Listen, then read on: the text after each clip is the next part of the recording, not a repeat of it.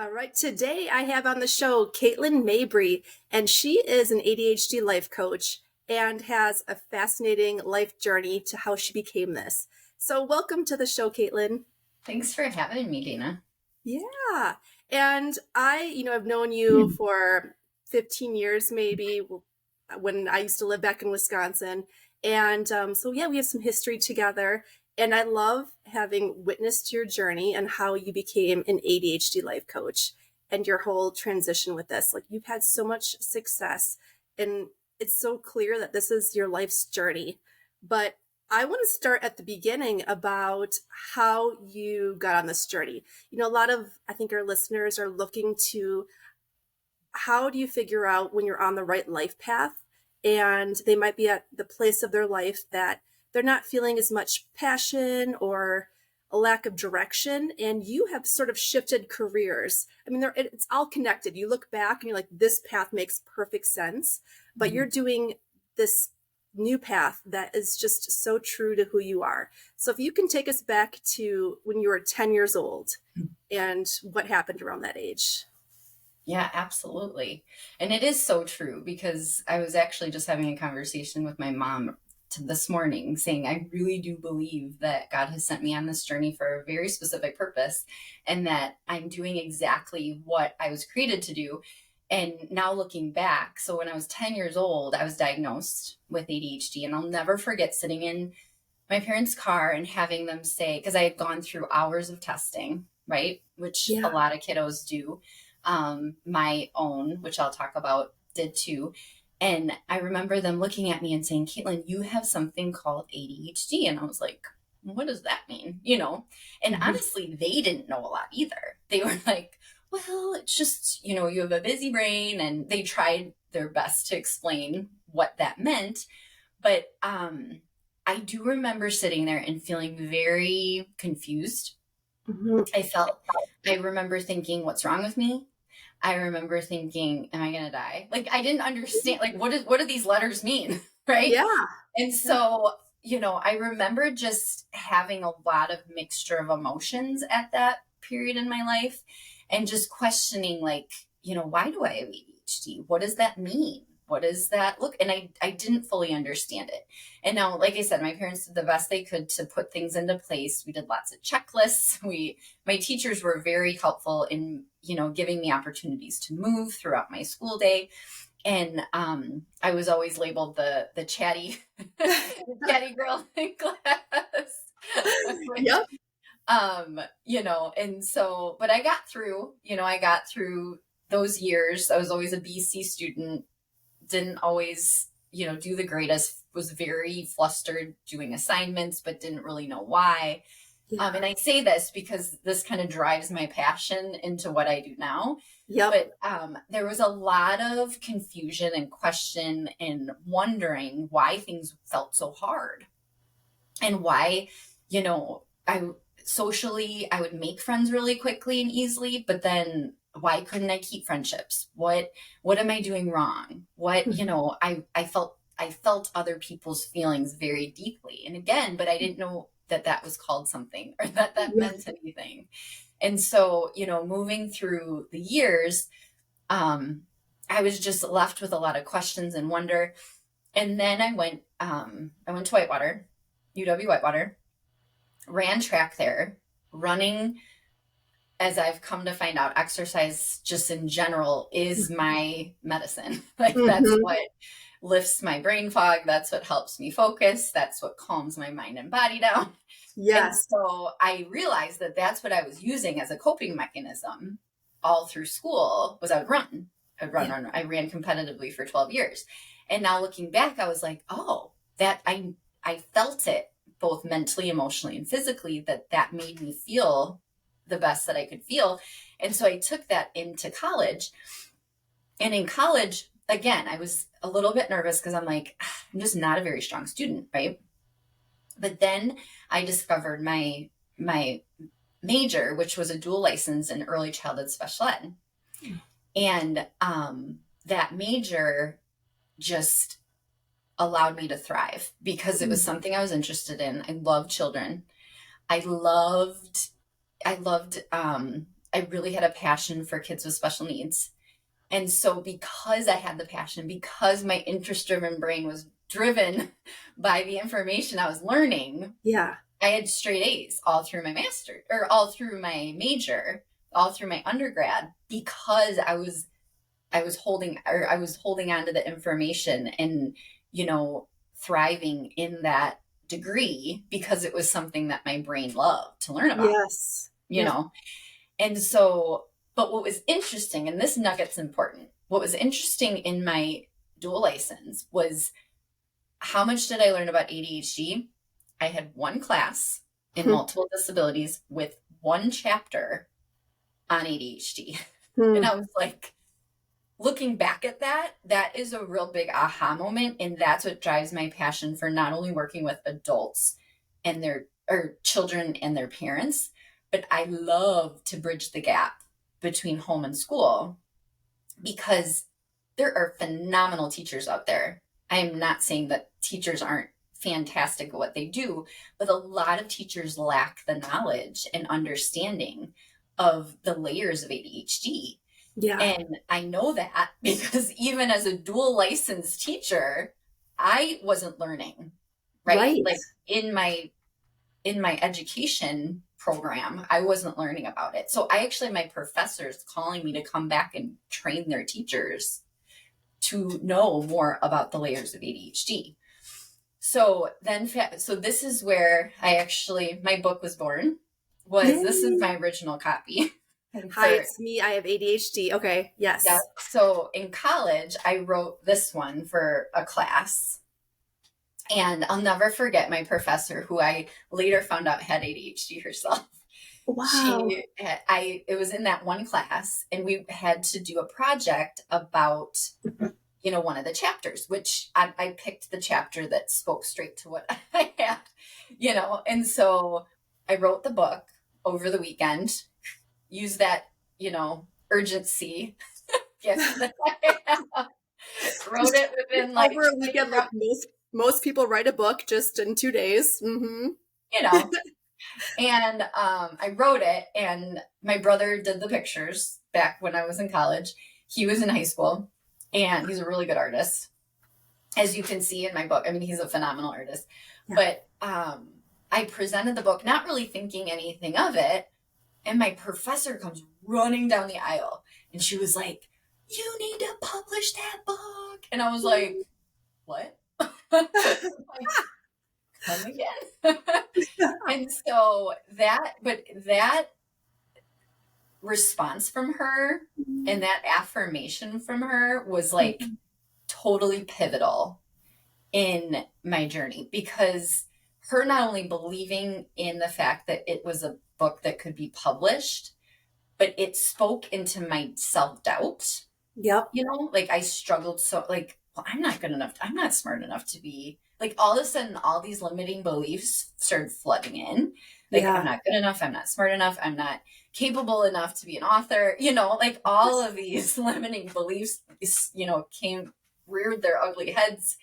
And that's what drove me, actually. So I sat on this book for 10 years before I published it. And it was because I was drowning in my limiting beliefs, and I wasn't allowing the truth.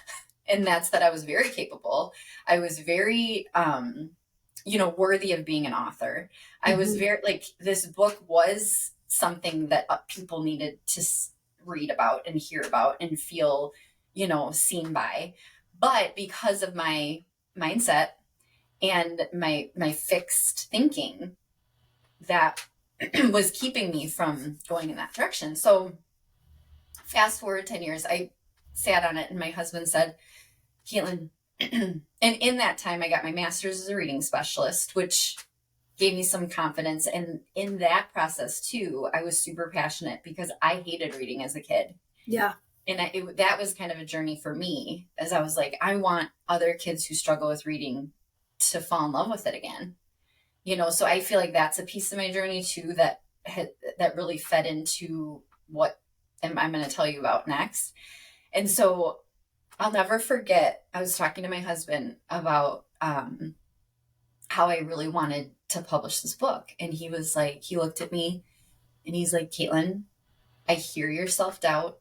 I hear your questioning. He goes, look at me. He's like, if this book speaks to and helps one child with Mm. ADHD, it's worth the whole process. It's worth all the investment. It's worth all. And I just started bawling, and I was like, I always call him my voice of reason. I was like, you're so right.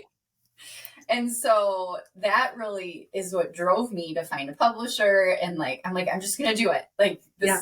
And then I was then I used my gift of Yes. hyper focus. And I was Yes. like, so that's when this was born with my book. And then during this time, that's when I was I was home with my babies, and I have 4 kids. So I have an 11-year-old, a 8-year-old, a 7-year-old, and a 5.5-year-old. My 3 girls are diagnosed with ADHD. Wow. Yeah. So following in their mama's footsteps. But it's so interesting because they are diagnosed, but they all present so differently. Right. Right? Like even my 8-year-old, it actually took me longer to get her diagnosed because I was seeing hers as pure anxiety with different situations. But when I went, she actually asked me to go see Dr. Amy, which is the psychologist that diagnosed my other 2 girls. She was like, I need to go see, she's very self-motivated. She's like, I need to go see Dr. Amy. And I was like, okay. So I bring her in, and sure enough, she's like, Katelyn, it's not anxiety, it's ADHD. And I was like, there it is. Like, but again, that was a learning, opportunity for me as mom to be like, and as an ADHD coach to be like, wow, it really does present so differently. Yeah. And talk to us a little bit about that, because women, who probably make up the majority of this audience and are definitely underdiagnosed compared to boys. I think boys are quicker to be diagnosed. It's more obvious, but girls, what are some of the ways that ADHD might show up in a female body?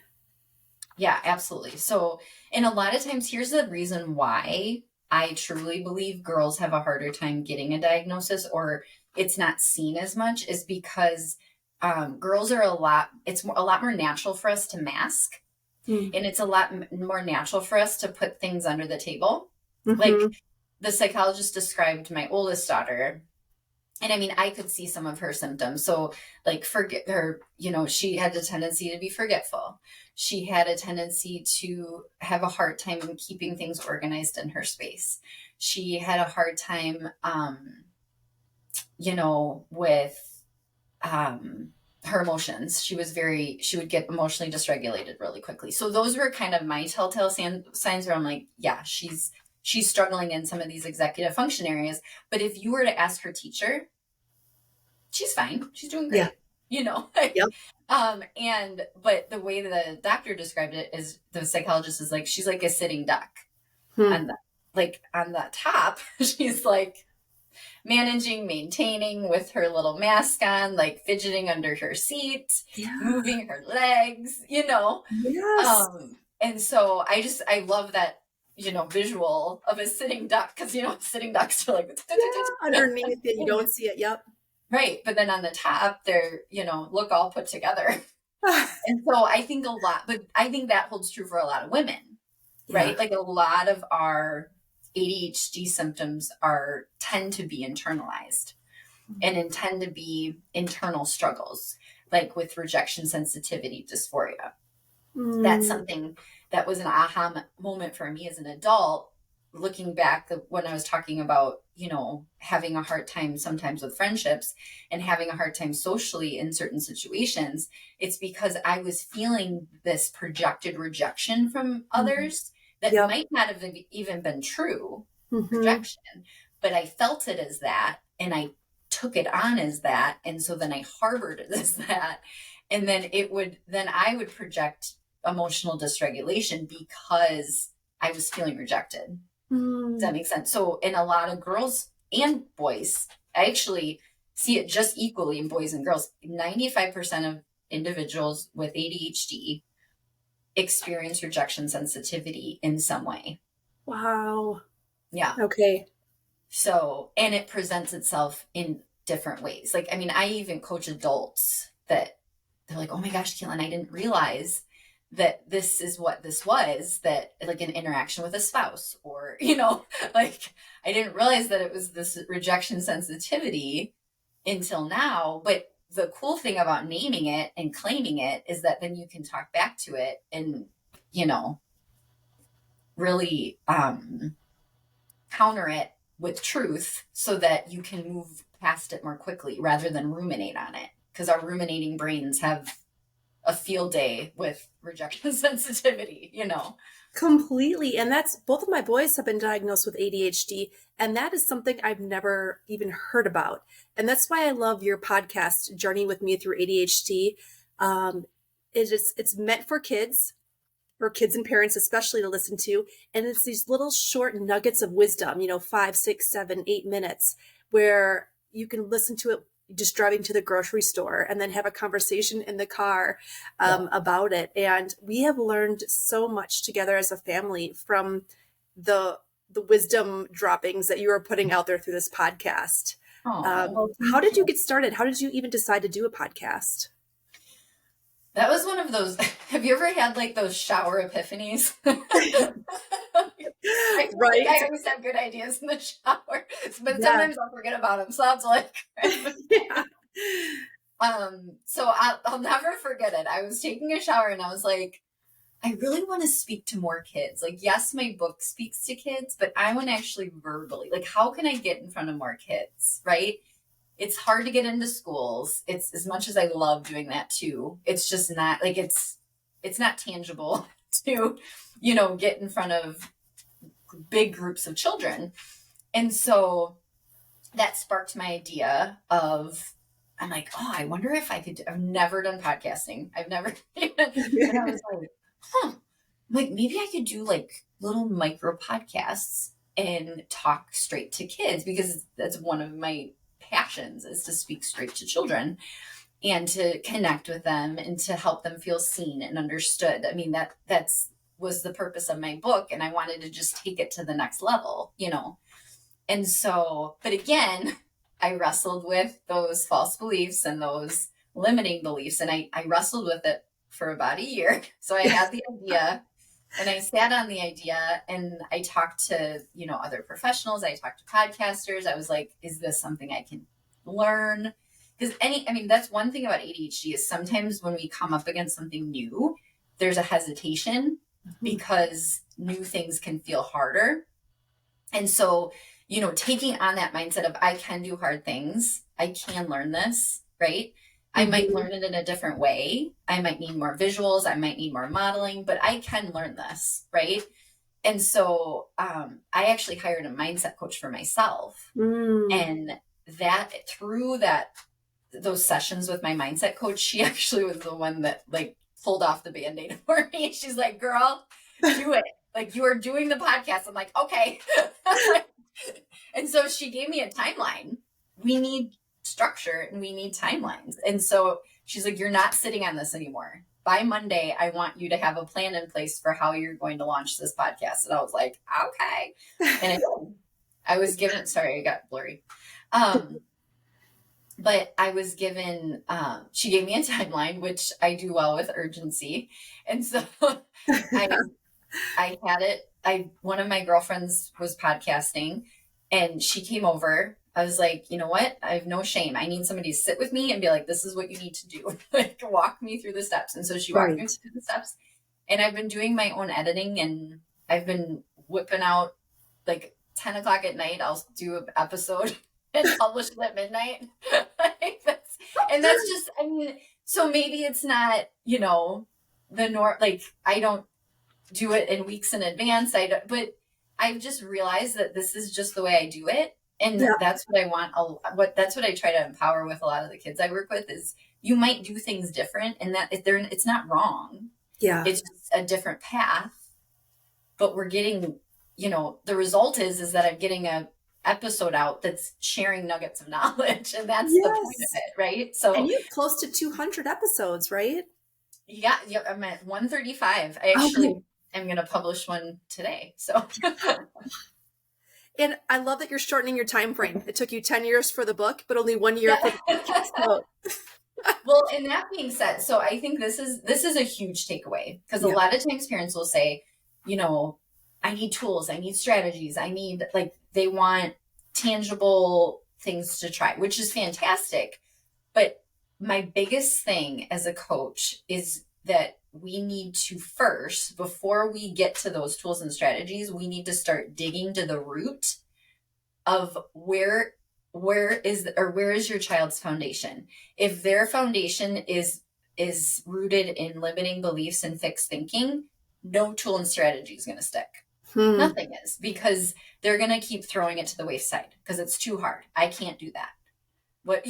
So that mindset piece, and like you said, I mean, based on my own personal journey, I learned this, and, watching it with my kids, coaching countless numbers of children, I've seen this time and time again.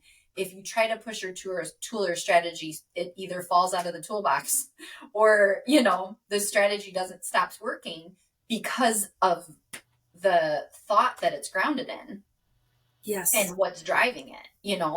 And so, I work a lot with parents on even their own mindset and their own thought life, and really managing and capturing that first as they're, modeling it for their kiddos.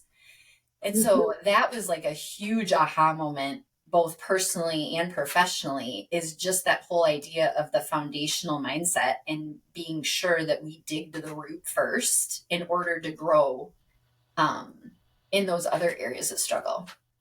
So just to pull on that thread a little bit more about a growth mindset and having that foundation. I'm in my 40s and I'm still working on my own limited beliefs Mm-hmm. and working through that process of where did this even come from? And why am I allowing this belief to rule my life and to limit my life and stunt my growth? Mm-hmm. And even as adults, where can we start by this foundation of just recognizing what our own limiting beliefs are, and then hopefully overcoming them one at a time? Where's a good foundation for this? I think looking at your reaction to things and Mm. starting there, because a reaction is usually triggered by something. And so, like, let's say your boys did something and you reacted with, "What are you doing?" Or, "Why are you doing that?" Right? Like, Yeah. so often we're natural reactors as parents. Like, that's just kind of what we naturally do. But we can retrain ourselves to be better responders Mm. based on working on our foundational mindset and belief system. And so to start, we want to look at and ask ourselves, like, okay, what is that reaction grounded in? Is it that I'm afraid that they're going to get hurt? Is it fear?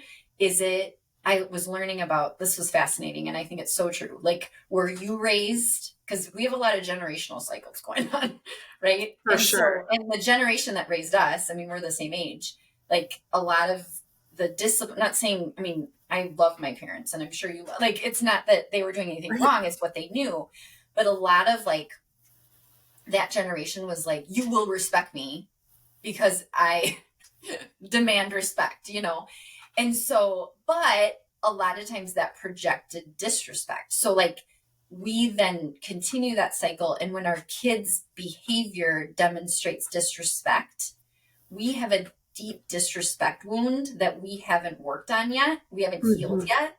And so then we're like, we're cycling and we're saying, you don't disrespect me. Da, da, da, da. But really what we want to do is we want to start to, dig down to that wound and start working on that wound and speaking truth back to that wound. Right.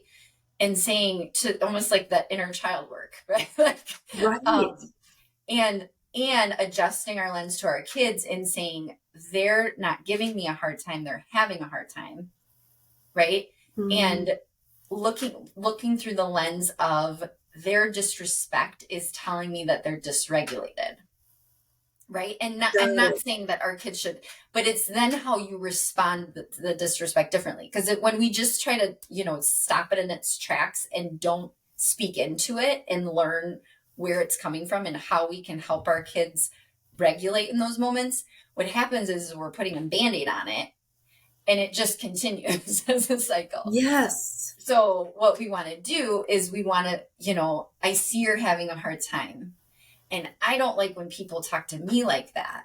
And I know you don't like when people, and help them learn from it and help them grow into a more respectful, child or communicator by speaking into it rather than just stopping it in its tracks. And shaming the And behavior. shaming, right. Because the Yeah. shame will just put a Band-Aid on it, and that will cause a wound where that'll cause an Yeah. infection, I guess. Right. Well, and the more I learn about life, about our own motivations and behaviors, the more I realize that we are just really driven by our habits, patterns, childhood wounds, and fears. And Mm-hmm. really uncovering those as parents just help us to, really heal those wounds and then connect with our children on a whole different level. Absolutely. Yeah. So true. Yeah. It's so true. And Well, even the idea of, because like you said, because our reaction is rooted in our wounds, like as we heal those wounds and bring them to the surface, because that's how you heal something, is by bringing yes. it to the surface to work on. But, and also shifting from, because a lot of times we also react out of shame, or react out of, caring, like looking, oh my gosh, somebody's judging me for this, or, Yes. like that's what we react out of. But looking at it as, instead of having a past perspective, shifting to a future perspective. So like, instead of becoming more of a problem solver versus harping on the problem, and like going from that shift from I should have done this to I will do this. Mm-hmm. And that'll help us be better responders than, reactors. So, Oh, I feel like there's so much I can just learn from you, like on my own parenting journey of how to really interact with my boys a little bit better for sure. And how do you work with families when you do ADHD life coaching? What does that really mean? I was doing 12-week sessions where I would kind of work through a 12-week program of, like I said, foundational mindset. And then I very much meet the family where they're at on a very individual basis. And I speak into the child's, specific struggles. And this is why coaching can be so valuable, because what I do is I meet with the child once a week like this. And we have, it's more of like the learning, check in, figuring out, what I like to be an in real time coach, like what's going on right now that we can really dive into and work on. But then their parents have access to me throughout the whole week. So they might, text me with a scenario and be like, hey, how do I respond to this? Or we're having a hard time in this area. What do you think our next best step would be? So they have access to me throughout the whole 12 weeks. Got in it. between each session. Right now I'm actually launching 6-month sessions. So Okay. 6-month, because I've just felt like these last 6 months that I've been doing 12-week sessions, I just need more time, there's Yes. just so much more to work on. And I mean, my goal as a coach is to give the absolute best results and transformation possible, that the parents are looking for and that the child needs. And so yeah, I just starting this fall, I'm going to be doing 6-month sessions. And if somebody is suspecting that maybe their child has ADHD, what is a starting point of what are the first few steps that they should take for a diagnosis and then an action plan? So the one thing I think is super important is to try to find, not all psychologists and psychiatrists are well versed in ADHD. Not all of them Okay, are. good to know. So I think it's really important that you find one that is. Find somebody who frequently assesses and works with, and even do a little digging and figure out who they were trained by, because there's some gurus in the psych world of ADHD. And so just when you're looking for somebody, making sure that they understand all the level, all the layers of ADHD. Because what I've found in this profession is that not all do. So that would be my first suggestion. My next suggestion is to get connected with resources right away. There's, Attitude Magazine's really good. They have really great, credible articles.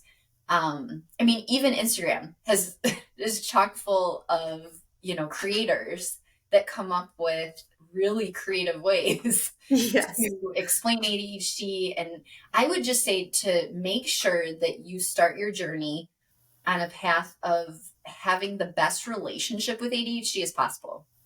Because I think there can be so much stigma around it, and there can be so much misconception around it, that you want to become friends with your child's ADHD as you separate their ADHD from your child, right? So you want to become friends with the ADHD so you know how to respond to that part of your child's brain.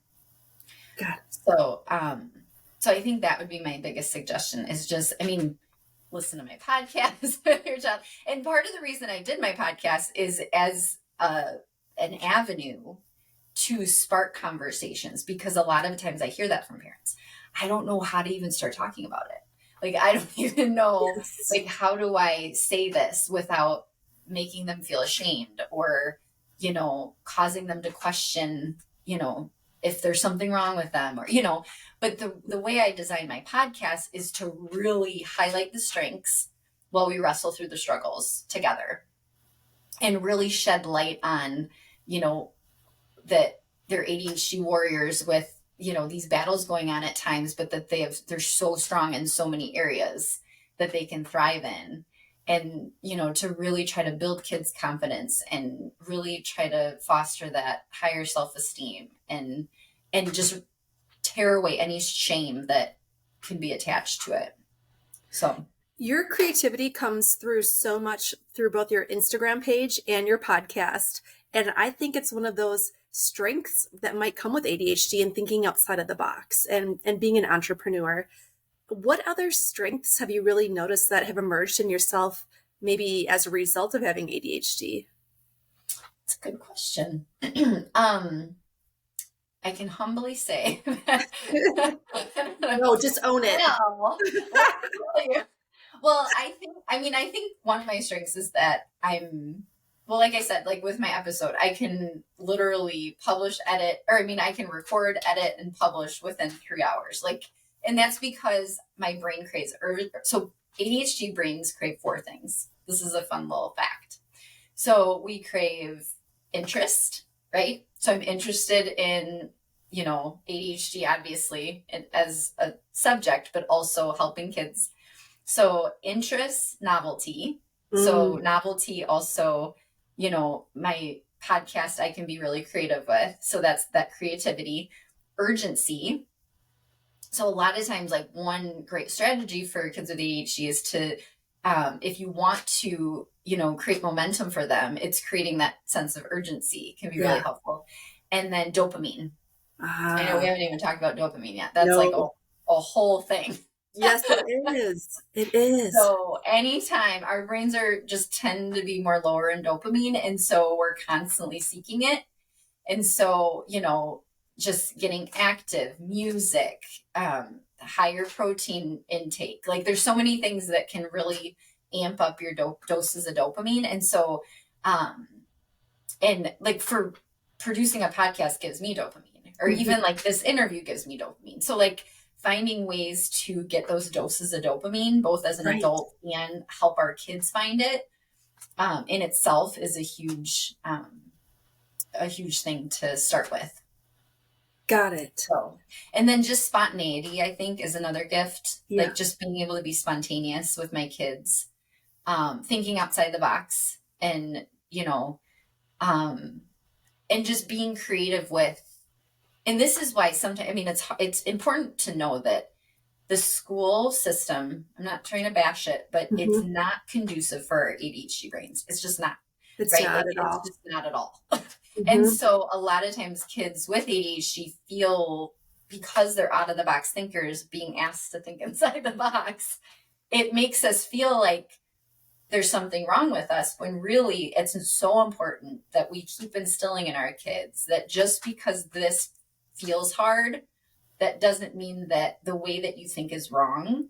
It's just different, and it's how, and it's helping them with that outlet outside of that environment, and Mm-hmm. just really pouring into that outlet and letting them know. And like you said, because entrepreneurs, I think it's crazy percent of entrepreneurs have ADHD. Like Right. it's like a real statistic. So It is. It is. And I can just see all the entrepreneurs around me in my life and I'm like, oh yeah, they all have yes. ADHD. And this is your superpower at the same Yeah. time. Yeah. As an entrepreneur yourself, how do you keep yourself organized? How do you do goal setting, like the 5-year plan? I'm guessing maybe not because you're more fly by the seat of your pants, right? With Yeah. what's inspiring to you, what feels good in the moment, and moving with a whole different energy. And that's really it. I mean, and I've tried to, do the goal setting, and I do sometimes, and it depends on what it is. I've learned to set smaller goals for myself, like more manageable, attainable Yes. goals. And I like shifting from the word goal, because sometimes goal can feel big and scary, to target, right? Ah, Because like we shoot at a target and sometimes it falls. but if we keep shooting and we keep trying different angles, eventually it'll hit the bullseye. So I I love just try that. to create targets, and I have different systems in place for organization. I have just one binder with tabs for all of my clients because it's in one place, has one home.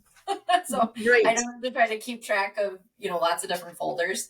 And so just learn. And that's the thing is, I think you need to become a master at creating life hacks for yourself, right? Hmm. Like just knowing that your brain needs life hacks. I know I need things in my face. So I use Post-its. I set reminders in my phone. My husband and I have been better about using the Google Calendar, because we know Yeah. that that's something that helps our communication. And it's something that I've gotten the habits are important too, of checking on a regular basis. I Right. love my watch. It helps me. It gives me reminders. It helps. One of my girlfriends she's a podcast. Have you ever heard ADHD for Smartass Women? Yes. Yes. So Tracy's a good friend of mine. She's Oh, fantastic, but she does an episode about the benefits of a smartwatch as a tool for ADHD. oh my God, that's amazing. I know. And really, I think we're a full family of ADHD. My husband has never been diagnosed, but I see so many of those tendencies. I know your husband. Yes, you do. And one thing that I've done in our house is over the years, this is not like a weekend, I guess you could do it in a weekend, but we have highly simplified the amount of clutter in our house Simplified. because it Yes. allows me, especially working from home full time, it's not taking my energy away. And Mhm. most of the rooms can be cleaned up in 5 to 10 minutes. And I need that simplification of my life, that everything has a home, it goes in its home, and it's not this distraction yelling at me to pick me up, clean me, put me away, this other responsibility that I don't need to tend to for very long in my life. Few minutes, it's put away. Have you noticed that at all in your house? Yes. I know as you're talking, I'm like, uh-huh. And it's so true because, like, especially I have a thing where I always want to keep at least my kitchen in Yes. order and clean. Yeah. Like, as long as that's clean, even if I don't have time, I can shut the other doors for a Yeah. bit. Right. But I think because when your space is cluttered, your mind is cluttered. Yeah, Right. And absolutely. so it's that whole idea of, giving things a home, having things in your face to know where they go. Um, I think all of that is so beneficial. I actually just saw one of my favorite creators to follow is ADHD Understood. Okay. She's so sweet. She comes with great graphics. I would highly recommend her. But she did this whole thing on simplifying, like how that is so good for our brains to simplify. Yes. Because and it's that whole idea of how our brains crave structure and order, but we just have a hard time creating it. Right. You know? And Right. so yeah, and that simplification, it just runs right into why that's so helpful. And I will plug all of your information below your Instagram page, your podcast, in the show notes of either however people are getting this through YouTube or through their podcast. But I will include all of your information. But is there anywhere else that people can find you or a starting point that they should go to? My website has lots of things on. So my website's kind of can be the hub for, so it's just KatelynMabry.com. You can Okay. get my book there. It's actually my book's first 1 year anniversary, 1 year Oh, birthday. yay. So check out my book. And you can get to my podcast from there. You can get to my podcast from really any, I mean, it's on Spotify, it's on, the Apple Podcast. It's on all different, Anywhere you get your podcasts, yep. essentially. And then if you can also click a link to either from my Instagram page or from my website to get on my mailing list and get a free consultation if coaching is something that you'd be interested in. So Great. And your Instagram page cracks me up. The amount of creativity you put into these little skits and the amount of, but at the same time, how much I'm learning is magical because you're entertaining me and I'm like, and I've still learned something. So check out your journey with me through ADHD, I think is your Instagram handle. Okay. Yep. That is great. Well, thank you so much for taking some time today. I hope we can have you back in the show, in the future as a follow-up because there's so much to learn about ADHD and we could just go on forever. Yes. Thank you so much for having me. Yeah, thanks, Katelyn.